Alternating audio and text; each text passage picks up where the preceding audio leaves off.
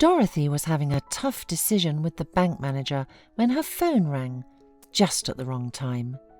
She automatically pulled out her cell phone and looked at the number with surprise. Normally she didn't answer to strangers, but today, obeying some sixth sense, she took the call. "Grandma, where are you?" The boy's voice rang with tension. Dorothy said angrily by inertia that she still had a long way to be a grandmother. She thought that the call was a prank and hung up. However, after a minute, she still decided to find out who was pranking her and why, so she called back. "There is not your grandmother here. You have the wrong number. Who gave you it?" asked Dorothy in a more friendly voice. "Grandma's phone was stolen. My dad brought her a new one, and I didn't remember the number, but I thought I had dialed the right numbers," replied the boy. "Why can't you call your dad or your mom?" The boy sighed loudly. "His phone is off. Maybe he's in a meeting. And I don't have Mum. She left a long time ago. I can only call my dad and Grandma." The woman rubbed her forehead. "What's the emergency? Can you wait and call your dad later?" The boy sobbed. "I've been waiting a long time. Even the bleeding has almost stopped. It just hurts a lot." These words made Dorothy tense. As a surgeon, she had her own stop words, forcing her to act immediately. "What's happened?" The woman's voice became professionally dry. The child was quiet and replied, "The window broke. I hurt myself." Dorothy asked for the child's address. As it turned out, the boy lived near her place. Dropping the car off in her parking spot, she hurried to the address. Trying to keep her hands from shaking, she pressed the 7th floor button in the elevator and rushed to the door. The door swung open almost as soon as she rang it. On the threshold stood a pale, frightened boy of about 5. Brown eyes framed by dark lashes, a striped t-shirt, his arm wrapped in a large bath towel. Dorothy groaned, crouched down, and saw the red-coloured stains. She unwrapped the towel and could hardly stop herself from screaming. From the waist to the shoulder, the skin was deeply cut. She rushed to the table and wrote a short note to the boy's relatives. Grabbing the child's light jacket, she pushed him toward the door. Already taking him to her hospital where she worked, Dorothy found out that the boy's name was Charlie. His grandmother, Mrs. Dunn, had gone to take the clothes to the dry cleaners, and his father, Melvin, was at work until the evening. While the surgeon was stitching up the deep wound, the woman diligently distracted Charlie by telling funny stories, and then she took him to his ward and stayed with him. The boy had fallen asleep, and Dorothy sat, lightly stroking his head, and felt a warm wave of affection for this defenseless creature rise inside her. In the long years of loneliness, it was probably the first time she had ever wanted such a son. Before, her job superseded everything. She was about to leave the patient when a tall, worried man flew into the room. "What do you mean? By what right did you take my child?" He shook a sheet of paper from her notebook.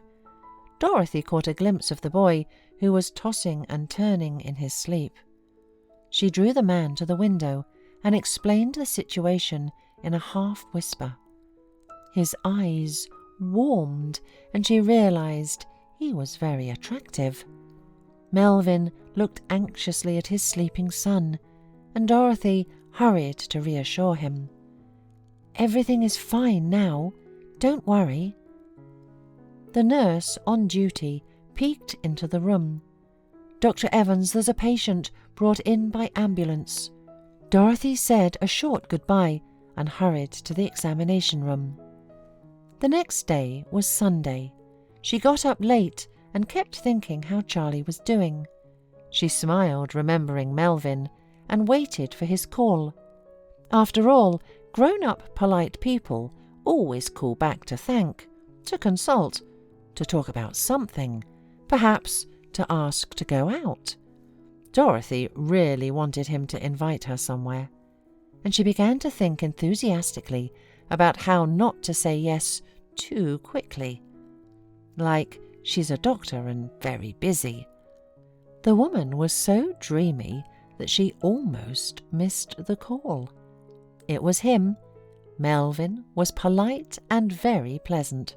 He thanked her for saving his son and really asked for advice on how to continue to care for the wound. But he didn't invite her anywhere. Dorothy was disappointed and for some reason very offended.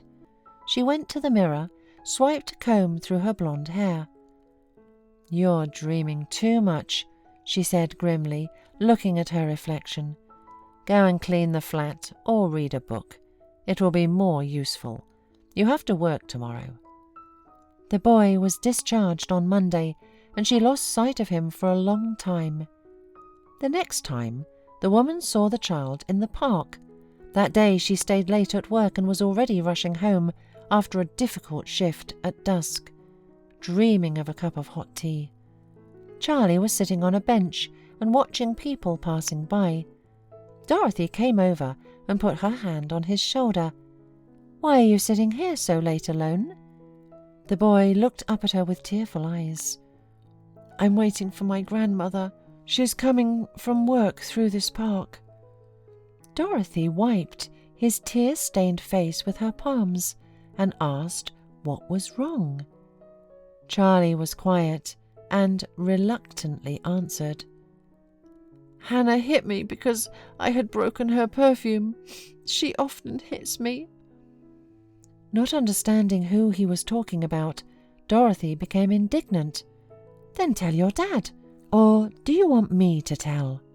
Charlie shook his head. "He won't believe me. He never believes. Hannah will be his wife soon. She always says I'm lying." Dorothy squatted down in front of him and examined the long scar on his arm with a professional eye. "As you know, let's wait for your grandmother at my place. It's cold."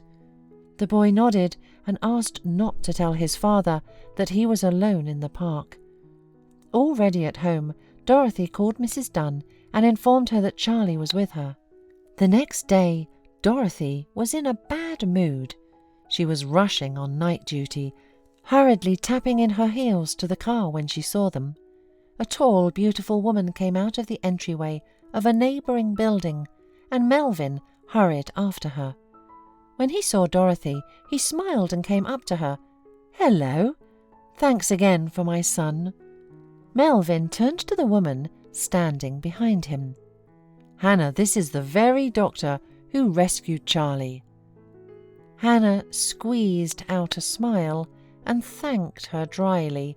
Then she reminded Melvin that they were very late, and wiggling her hips, walked to his expensive car. Dorothy smiled at Melvin and got into her vintage small car.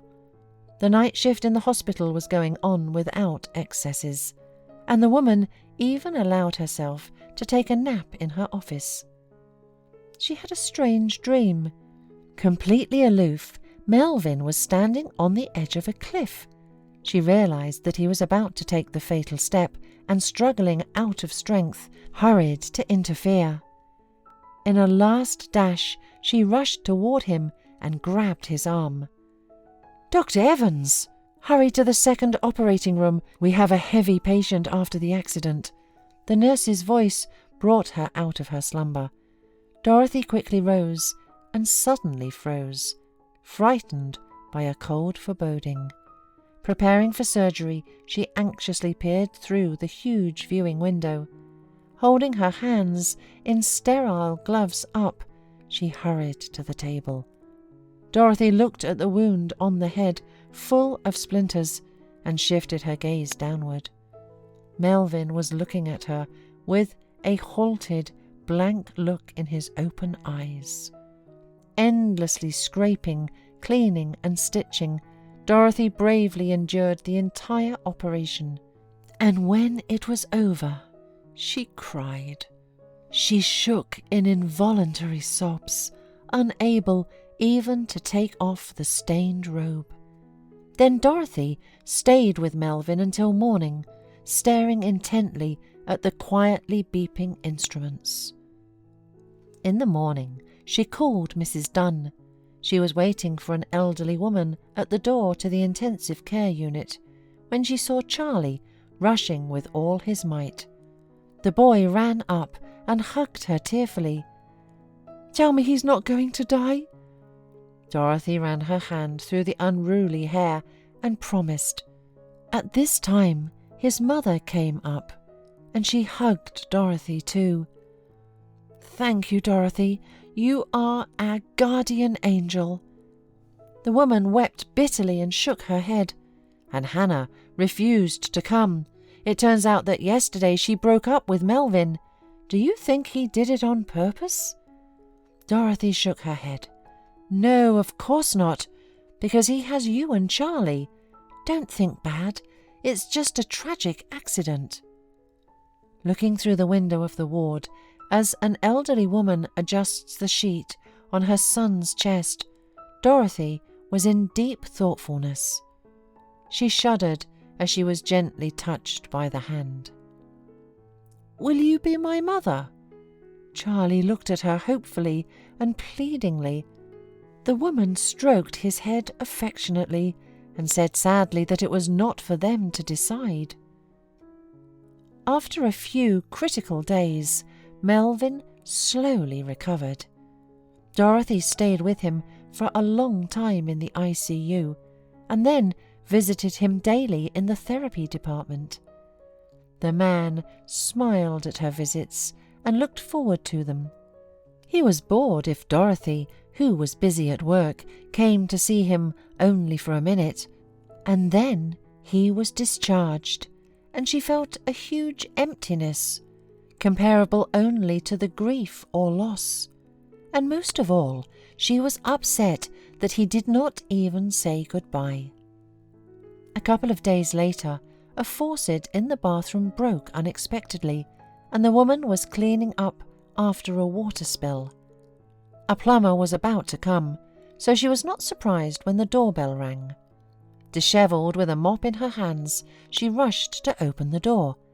But instead of a plumber with tools, she saw Melvin with a bouquet of flowers.